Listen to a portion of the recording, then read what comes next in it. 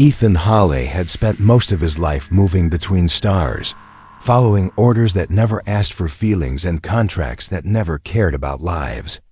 As a licensed human trader operating on the outer edges of civilized space, he was known for one thing: reliability. He delivered cargo on time, asked no questions, and survived where many did not. In the galaxy, humans like Ethan were useful because they adapted quickly and obeyed efficiently. That reputation was exactly why the order reached his ship without warning. The message came from a high-level galactic authority, marked urgent and non-negotiable. Ethan read it once, then again, his expression unchanged, though something inside him shifted. He was to transport an alien mother and her children from a holding station and deliver them to an authorized buyer. The payment was high. The instructions were clear. It was business, nothing more.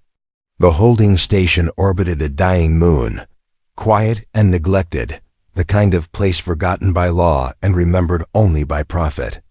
When Ethan arrived, he expected resistance or hostility. Instead, what he found unsettled him in a way blaster fire never had. The alien mother stood at the center of a small containment bay, her body positioned instinctively between her children and the outside world. She was thin, exhausted, and clearly injured, yet her posture held a quiet strength. The children were smaller, their wide eyes reflecting fear and confusion rather than aggression. They did not look dangerous. They did not look like cargo. Ethan reminded himself that appearances meant nothing in space, but the thought felt weaker the longer he stood there. He activated the universal translator and attempted a standard greeting. The mother did not respond. She simply tightened her grip on the children, who pressed closer to her. Ethan noticed small details that the order had not mentioned: burn marks along the walls, damaged restraints, signs of a rushed evacuation. These were not criminals captured in a raid. These were survivors. His training told him to ignore such details. His experience told him to be cautious. Still, something about the silence in that room made him uncomfortable. In his many years of trade, he had transported dangerous beasts, violent prisoners, and unstable species. None of them had made him hesitate like this. As the transfer process began, Ethan accessed the full contract file. That was when the nature of the buyer became clear. The destination was not a resettlement zone or a protected research facility. It was a private entity operating beyond ethical oversight, known for exploiting alien biology and breaking family units for profit. The payment suddenly made sense. Ethan's jaw tightened as he closed the file. The law did not forbid this transaction. Galactic regulations allowed it. Refusal, however, would mark him as unreliable. In some sectors, that was a death sentence. He told himself that he was not responsible for what happened after delivery. That responsibility belonged to the system. That excuse had worked for years. The ship's cargo bay sealed shut as the mother and her children were escorted aboard. The children flinched at every mechanical sound, their small hands clutching fabric that was already worn thin. One of them looked directly at Ethan, not with hatred, but with something worse: hope. He turned away, annoyed with himself for noticing. Humans were not supposed to get attached. That was the unspoken rule of survival.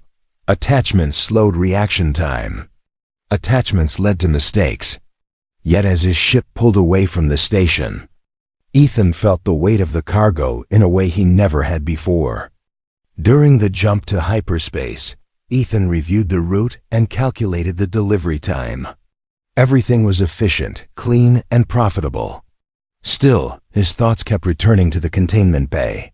He imagined what would happen after the exchange was complete, after the credits were transferred and the contract marked fulfilled.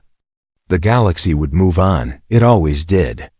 The strong survived, the weak were consumed, and the paperwork erased the rest. Ethan had accepted that truth long ago.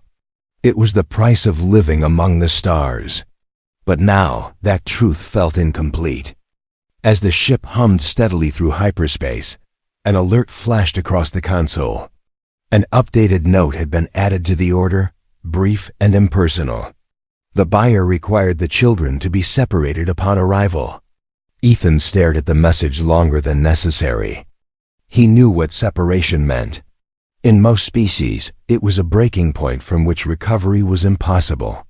He leaned back in his seat, the silence of the cockpit pressing in around him. For the first time in years, Ethan did not immediately acknowledge an order. Far behind him, in the sealed cargo bay, an alien mother sat awake, holding her children, unaware of the full truth but sensing danger all the same.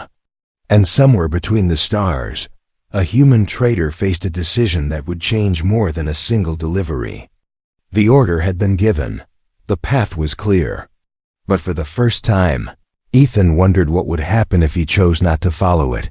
The cargo bay was quiet in a way that felt unnatural. No alarms, no shouting, no resistance, only the low hum of the ship and the slow breathing of those inside. Ethan did not return to the cockpit right away. He stood outside the sealed bay watching the status lights.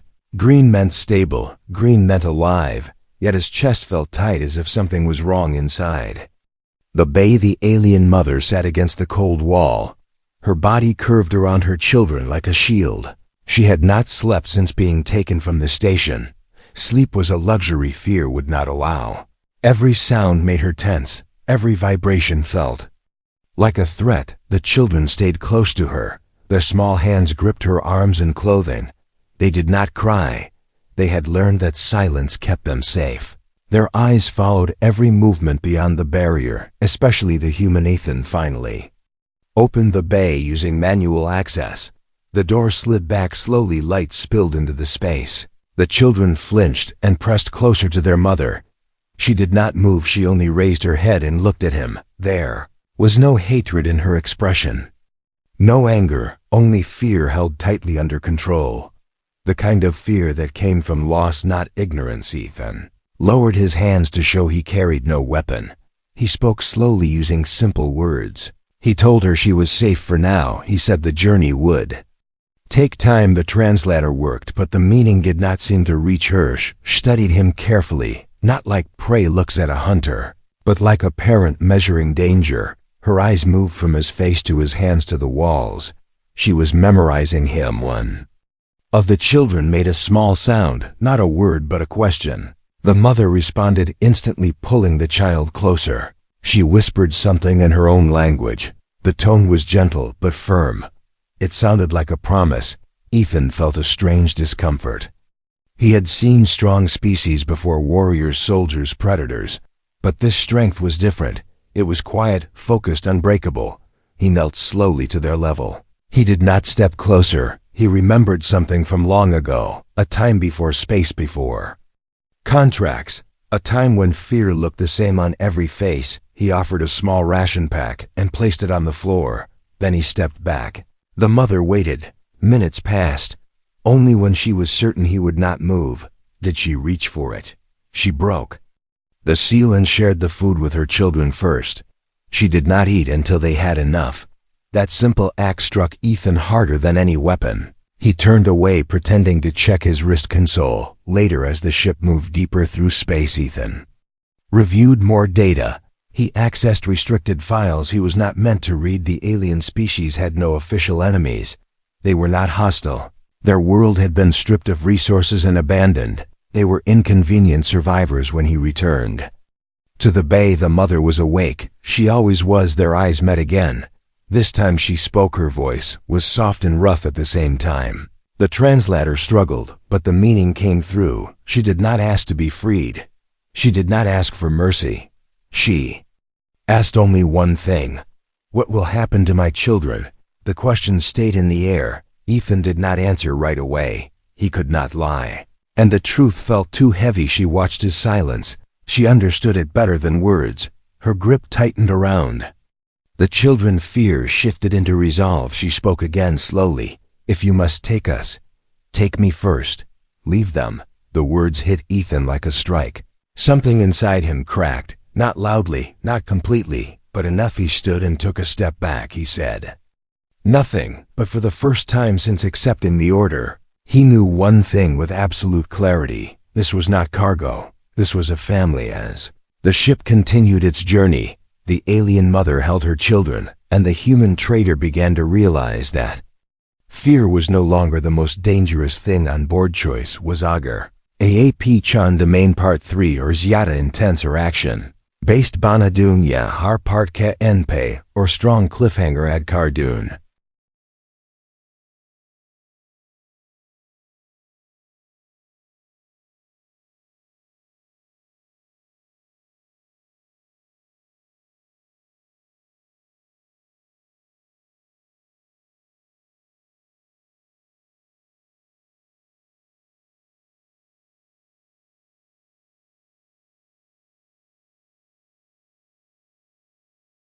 The warning signal appeared without sound. A quiet line of text glowing on Ethan's console. Delivery confirmation required. Buyer channel open. Ethan stared at the message longer than necessary. His hand hovered above the control panel. For years, obedience had been simple. Orders came, and he followed. That routine had kept him alive. It had kept him employed. It had kept his conscience silent. He opened the channel. The buyer did not show a face. Only a symbol recognized across trade networks. Private authority, legal immunity, no oversight. The voice that followed was smooth and precise. The cargo would be inspected upon arrival. Payment would be transferred immediately. The children would be processed separately. Efficiency was preferred. Ethan acknowledged the message. His voice sounded steady, even to himself. The channel closed. The ship felt smaller. He pushed back from the console and stood. The stars outside the viewport stretched into cold lines of light. Hyperspace carried him forward, whether he wished it or not, but his thoughts moved in another direction. He accessed the cargo bay cameras. The alien mother sat awake again. She always was. Her eyes were open, fixed on nothing and everything. The children slept pressed against her sides, their breathing slow and uneven. Ethan remembered his own childhood. A small apartment on a mining station, a mother who stayed awake when alarms sounded, a mother who made herself a wall against the universe. He closed the feed. Obedience had a price. It always did. Most species paid it without question. That was how empires survived. That was how systems remained clean and efficient. Humans were different, not better, just different. They followed orders until something inside them refused. Ethan opened the restricted files again. He read the parts others skipped. The post-delivery outcomes, the biological breakdowns, the survival rates. The children would not live long, not as themselves. He exhaled slowly. His ship carried weapons, defensive only. He had no army, no allies, only a reputation that would shatter the moment he failed to deliver. He thought about turning back, about pretending the data never existed, about finishing the job and moving on. That was the easiest path. Instead, he altered the route by a fraction, barely noticeable, a minor delay within acceptable margins, enough time to think, enough time to breathe.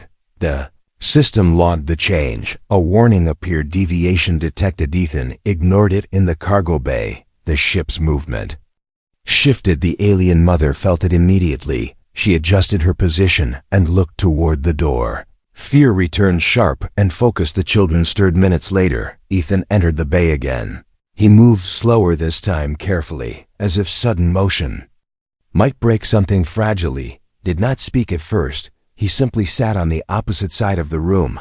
No barrier between them, only space. The mother watched him closely. She sensed something had changed. Predators announce intention. Protectors do. Not a fan met her gaze. The translator activated automatically. I read the contract, he said. I know what they plan to do. Her body went still. The children did not understand the words, but they felt the shift. Fear rippled through them. She did not cry. She did not plead. She only closed her arms tighter. Ethan continued. If I deliver you as ordered, I live. You do not. Silence filled the bay. Heavy and absolute. She spoke after a long moment. Then why are we still alive? Ethan did not have a good answer. Only an honest one. Because I have not decided yet. That answer terrified her more than any threat. Indecision meant danger. Delay meant attention, as if the universe agreed. The ship shuddered. A proximity alert flashed across Ethan's wrist displayed patrol. Vessel approaching authority class. The buyers were not patient. Ethan stood. Time was gone. He looked at the alien mother, at the children who now watched him with tired eyes, at the family the galaxy had already decided was expendable. Obedience would end the problem. Disobedience would create many more. Ethan turned toward the exit. His jaw set, his path clear for the first time. Behind him the mother spoke a single word through the translator, not a request, not a command. Trust. Ethan did not respond. But his next action was answer enough. He sealed the bay and increased power to the engines, not toward the destination, but away from it. Patrol signal locked onto his ship. The price of obedience had been calculated, and Ethan Hawley had decided it was too high. The engines roared louder than they ever had before. Power surged through the ship as Ethan forced the drive beyond safe limits. Warning lights bloomed across the console. He ignored them all. The patrol vessel closed in quickly. Authority ships were built for control, not speed, but they carried enough firepower to end a traitor's life in seconds.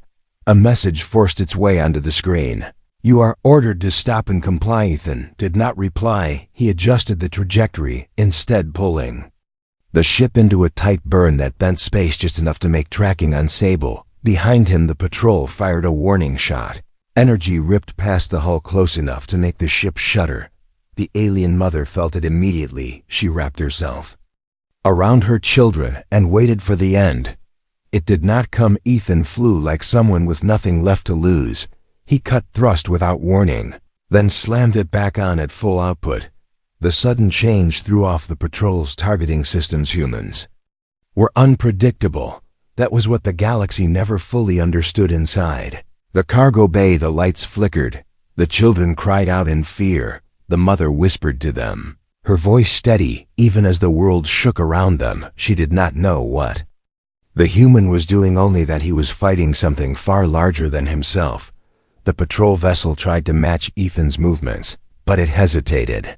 Alien pilots valued stability. They followed patterns. Ethan broke every pattern he knew. He vented EXCESS heat through the aft panels, blinding the patrol sensors for a fraction of a second.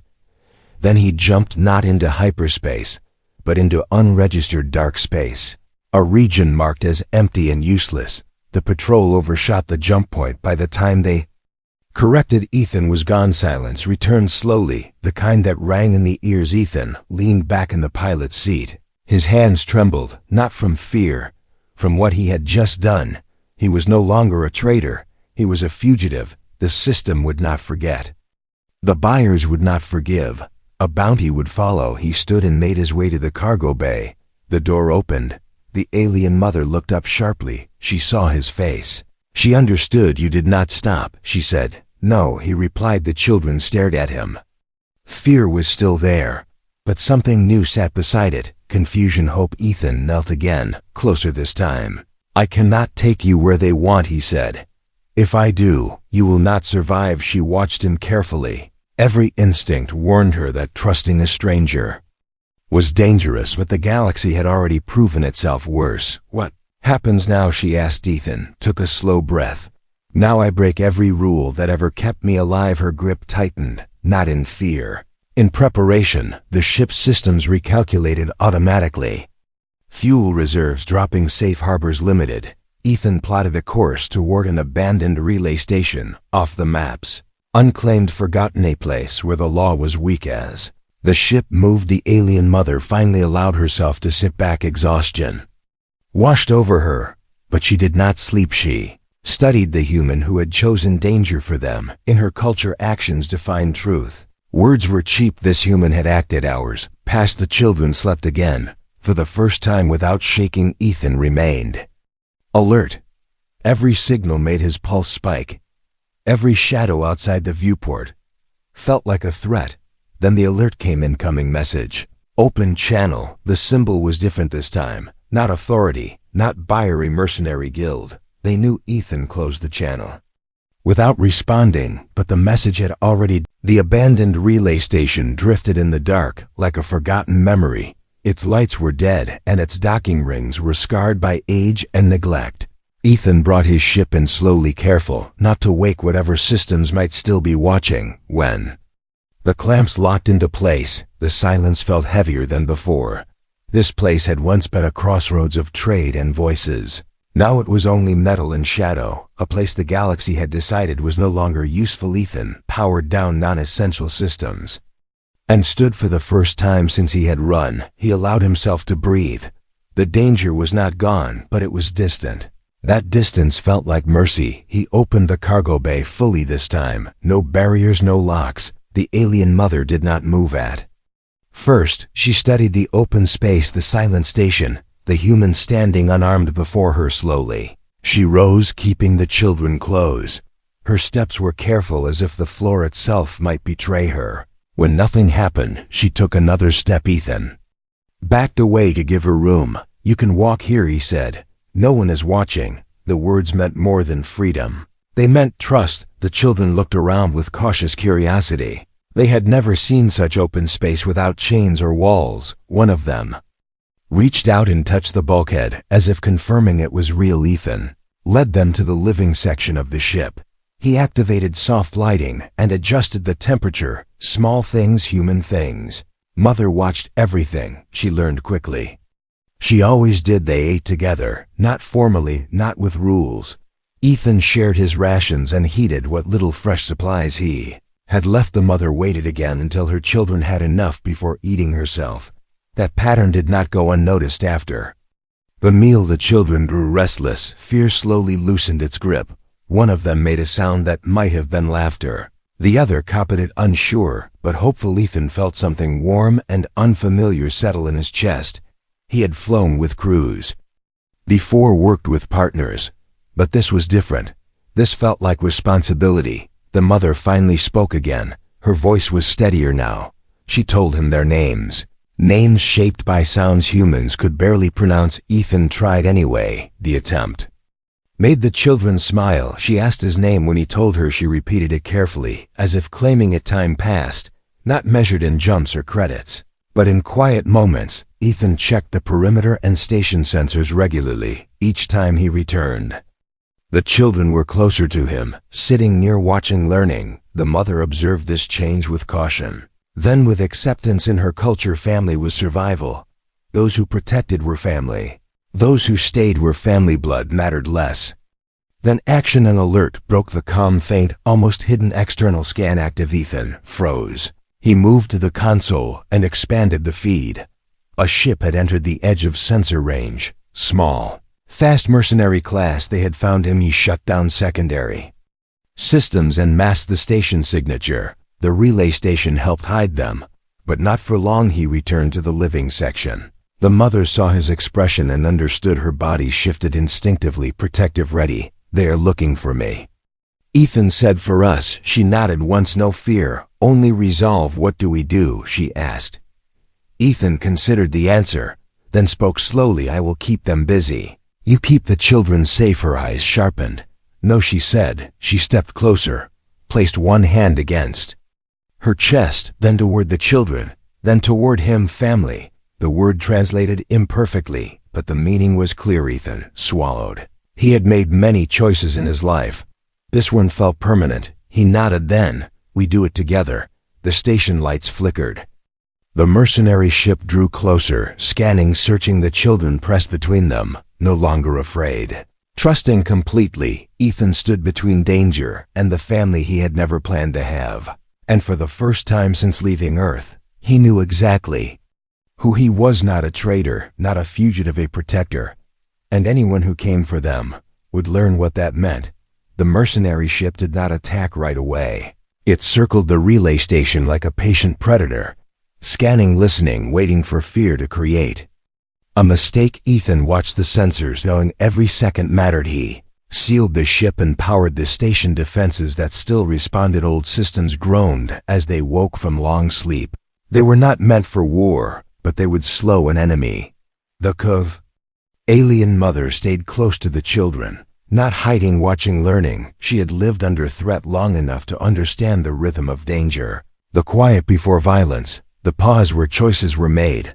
The mercenary transmission finally came. Through open channel, Comply and you will be spared. Ethan opened the channel. His face filled the screen. Tired, calm, human. There was no defiance in his voice. Only truth. There is nothing here for youth. Mercenary captain laughed. We know what you carry. We know what it is worth. Ethan ended the call moments later. The first shot struck the outer ring. Metal screamed. The station shook. The children cried out, and the mother pulled them close. Ethan moved fast. He guided them into a reinforced section, not a cell, a shelter. Stay here, he said. I will return. The mother touched his arm. Her grip was firm. Not pleading, promise. He nodded, then turned away. The battle was short and violent. Ethan used the station itself as a weapon, venting sections, redirecting power, forcing the mercenary ship to keep distance. But numbers always win eventually. The mercenary boarded Ethan, fought them in the narrow corridors. Using speed, surprise, and desperation, humans were smaller than many species, but faster, more flexible, more willing to take damage and keep moving. He fell. He rose. He kept fighting. When the last mercenary stood over him, weapon raised, authority ships arrived, not to save him, to judge him. Mercenaries retreated immediately. Profit was not worth confrontation. Ethan was restrained and transported. The alien mother and children taken as evidence, not prisoners. Not yet. The trial took place aboard a massive council vessel. Representatives of dozens of species watched from elevated seats. To them this was not about one human, it was about precedent. Ethan stood alone. No weapons, no uniform, only his name and his choices. The charges were read: breach of contract, theft of property, interference with legal trade. When asked to speak, Ethan did not deny anything. He did not ask for mercy. He spoke simply. I was ordered to sell a mother and her children. I refused. The chamber stirred. He continued. Your laws allowed it.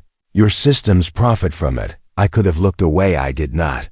Some species shifted uncomfortably. Others watched with cold interest. You call them cargo. I call them family. The word echoed. Ethan looked at the council. You fear humans because we do not always obey.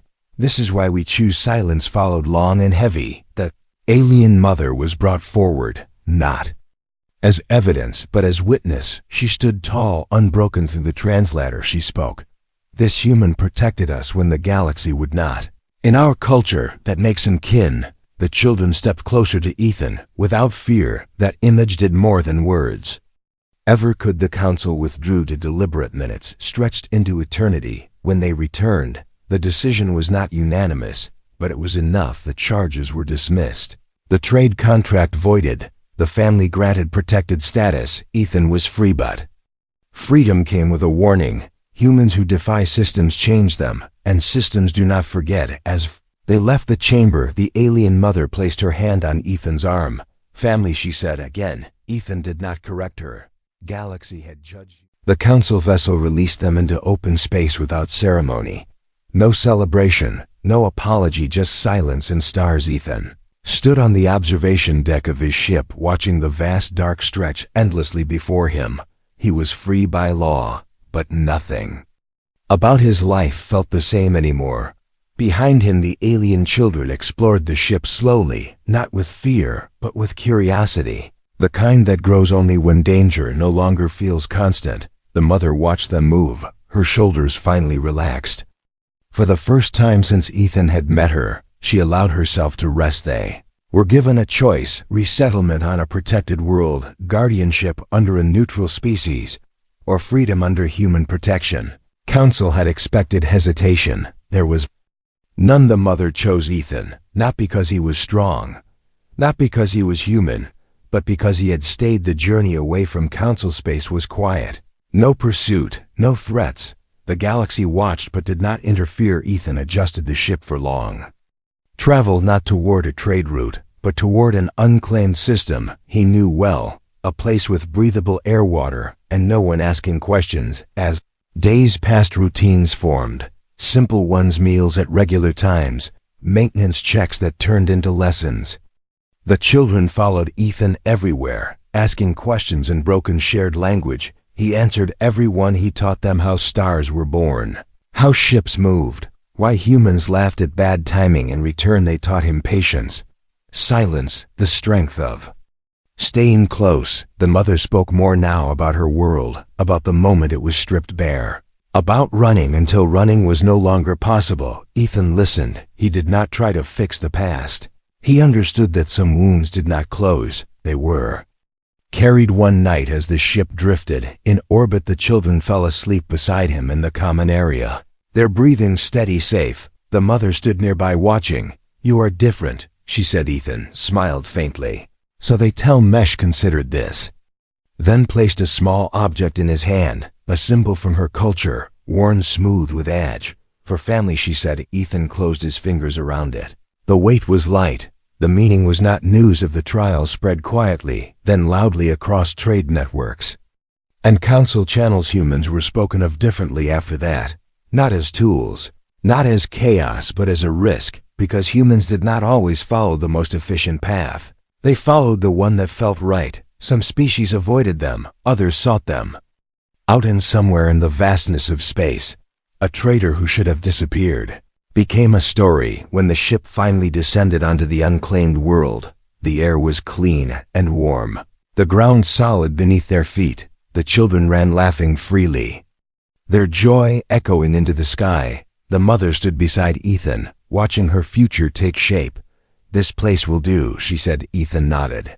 "We can build here, not a base, not a fortress, a home." As the sun set over the horizon, Ethan felt something settle deep within him, a sense of belonging he had never known. He had not saved the galaxy. He had not changed every system, but he had changed everything that mattered. He had been ordered to sell a family. Instead, he became one, and the stars would remember that.